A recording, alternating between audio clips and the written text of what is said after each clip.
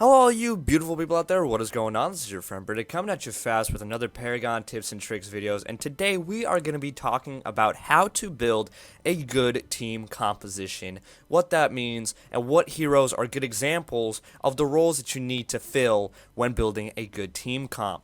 Now, this is mainly for newer people who are newer to MOBAs and don't understand team composition, and also for those who are new to Paragon specifically and just don't know the heroes themselves too well and where they fall in what categories. And sometimes, they might end up building a Decker with maybe damage and attack speed, or they end up building a Kalari tanky, which actually might not be too bad of an idea, holy shit. But anyway, we're just going to be talking about team comp, but before we do, I just want to point out one little thing, guys. There is a video right here that I want to point out, learn the basics, okay? This is Paragon's, beginner's guide video. It's about 4 minutes long. It's in the game browser.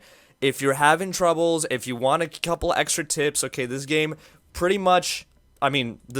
pretty much just depicts the entire game and tells you all the basics and how to start and everything, because I see a lot of people jumping on, and this is for the super, super, super basic people, okay, super new people, right? I'm sure all of you guys already know what you're doing by this point by watching my videos and all, but if just in case you're not, okay, this goes over cards, this goes over teamwork, this goes over a lot of stuff, just pretty much if you're super new to the game, but anything can help, really. So I just wanted to point that out there for you guys if you need more help. So let's actually take a look at all the heroes in the game, and this is where I want to start off this video, is by looking at some heroes and these little bars and with the numbers next to the bars. And a lot of people overlook this aspect. So you're gonna go to profile and you're gonna go to the heroes tab, and basically, when you hover over a hero, it shows you their strengths, it shows you their weaknesses, it shows you what they're good at, it shows you their affinity, it shows you their difficulty level. For example, Grux is intermediate, as you see in the top right of that card. And then it also tells you what class they are. So Grux is a fighter, Grim is a ranger, Decker is a caster. 3 different classes in this game. And what goes into a good team comp is a good balance between these classes and understanding what each hero is good at and how it plays well with other heroes that you put in your team comp. And we're going to do some example team comps here for you guys. So I have 3 really generic formulas that you guys can follow, like a math formula, like A plus B plus C type deal, which usually this is how team comps end up forming, and these are usually the most successful ones. So the first one involves having 2 rangers, 1 support, and 2 fighters. Okay, and by support, I mean casters like Decker, whose abilities focus on crowd control.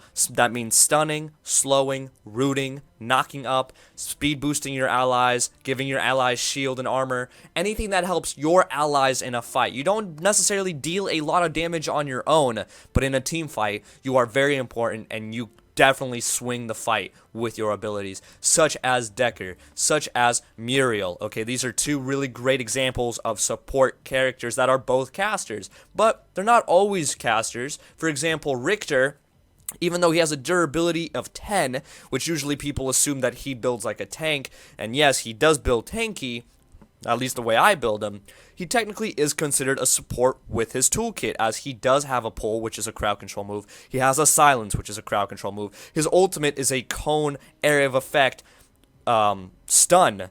So that's also a crowd control. That's also a very good support ability. So technically Richter is also support, but he's a fighter. But he's a bit more difficult to play.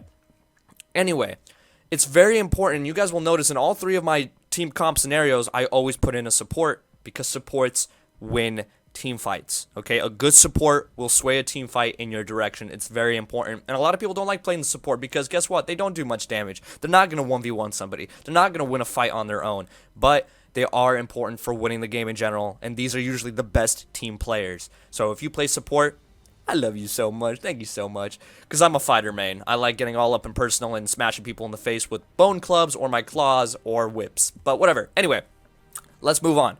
So always have a support, right? Then you want to have 2 rangers, okay? Like a Murdoch is a really good ranger. Sparrow right now is a very good ranger, probably the best ranger in the game as of right now, as of V29. Rangers are very important because they help you win the game later on, okay? The way you can tell that they're good rangers is obviously it says that they're a ranger right there, but also because of their attack power, their basic attack power. Notice how Murdoch has a 10, Sparrow is at a 10, Twin Blast is at a 9, he is also a ranger. Grim is at an 8. He's also a ranger. Honestly, Grim should be at a 9, to be honest. But anyway, Rangers are very squishy, but they're very, very, very damage heavy and are very important later on in the game because they scale better late game than fighters, okay? And that's also why you need 2 fighters, because early on in the game, fighters are stronger than rangers, so they help you get that momentum in the beginning and help you get that CP in the beginning, because every time you get a kill, not only do you get CP for yourself, but you get a little bit of CP for every person on your team on the map, no matter where they are, but yet all CP counts and all CP is important, and the more CP you get, the quicker, the faster you can grow your power, and the stronger you can become to eventually snowball the other team into them losing and you absolutely decimating them. So fighters like Chimera are great. Rampage is great because he's got great crowd control with his boulder stun, and he can get up all on your face with his ultimate. Grux has his pull, and he has his AoE stun, which is great. Greystone has his ultimate, that is a knock-up. So usually you want to have a fighter that has a little bit of crowd control. Feng Mao has an AoE slow, and most often than not, most fighters do have a crowd control move, at least one. Like Sevarog has his root, he also has his ultimate. Richter has his pull, he also has his ultimate, and even has a silence. Kallari, she has her dagger. Okay, that slows, right? Right? Kallari? Kallari's not awful, guys. What are you talking about? Anyway, so there you go. So 2 rangers, like Murdoch and Sparrow, for example.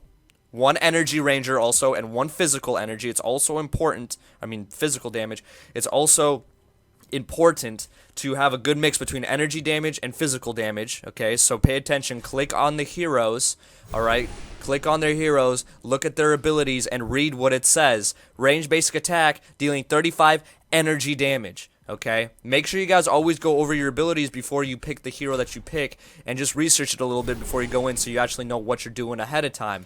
Go into abilities, bow shot, 35 physical damage. Okay, so very important on that. Okay, so Murdoch and Sparrow, a support like Decker, and 2 fighters like Grux and maybe Chimera. Okay, now usually one of the 2 fighters should be tankier. So like a Grux and Steel would be a great combo, or a Chimera and a Richter, or a Rampage and a Chimera, or a Sevarog and a Grux.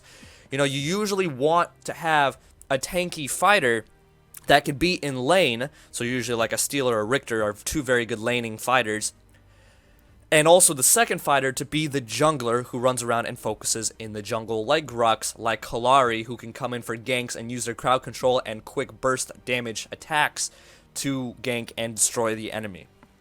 So that's the go-to comp. 2 rangers, 1 support, 2 fighters. Okay. Now another one is having 2 rangers. Again, we're just gonna go back to Murdoch and Sparrow just to keep things simple. 1 support. We're gonna go back to Decker just to keep things simple. 1 mage. And then 1 fighter. So a mage like Gideon is someone who uses his abilities to have a little bit of crowd control, but also mostly to be able to push up a lane quick. Like Iggy, for example, is probably the best caster when it comes to pushing lanes quickly with his turrets. You know, he's all about pushing them lanes. If you need to get on a tower quick, if you need to get rid of minions quick, you go to Gideon with his AoE. You go to Gadget with her Sticky Mine. You go to Iggy and Scorch with his turrets. You know, you go to Howitzer with his long range missile. A caster, a mage, is usually someone who's really good at pushing lanes. I just give them the nickname pushers, to be honest. Push, baby, come on, you can do it, kind of thing. And they go in and take the towers. So having a mage like that, as well as a support, is really useful, and usually the mages are in middle lane. And then again, you definitely want to have a fighter. Now, usually in this case, the fighter will be either a tank, if you want to be a bit later game and just focus on your rangers dealing all the damage, or he can be a brawler like Grux or Chimera in the beginning, dealing a lot of damage as well. And then a third go-to is actually having 1 ranger, so you're actually focusing your early game a bit more. You're focusing on the fact that you can sway the battle earlier in the game while your fighters are still strong. So you only have 1 ranger, you have 1 support like Decker, you have 1 mage like Gideon, and you have 2 fighters like Grux and Chimera, usually not so tanky because now you're focused on trying to deal as much damage as you can in the beginning. So that's also another comp. Personally, my favorite is the very first one out of the 3, is just to have 2 rangers, 1 support, 1 fighter that's going to be a jungler, and 1 fighter who's going to be a bit tankier, and he's going to help one of the rangers like Sparrow, for example. Sparrow and Steel is a very nasty combo when working together very well. Definitely one of the OG great combos. And then one more thing that I do want to point out is you can actually substitute your support with a caster that does have good crowd control. My personal favorite is actually Howitzer, and I actually believe that he is the best caster when it comes to being a caster hybrid mage type a deal. And ironically, because Howitzer used to be one of the worst heroes in the game, but now he's one of the best in my opinions. And he has a crowd control with his knockback mine. He has his slows. He has his ultimate that peels away enemies and takes them out of position in a team fight. And he definitely sways team fights if the team revolves around, using his abilities to everybody's full advantage. So if you're able to substitute a support and a mage all in one with a hybrid kind of like Howitzer, then you can go 2 rangers, Howitzer for example as the mage hybrid, and then 2 fighters. Again, a jungler like Grux or Chimera, and then a tank like Steel or Richter or Rampage and stuff like that. So there you guys have it. Hopefully you kind of get a better, idea, of what a good team comp would be like.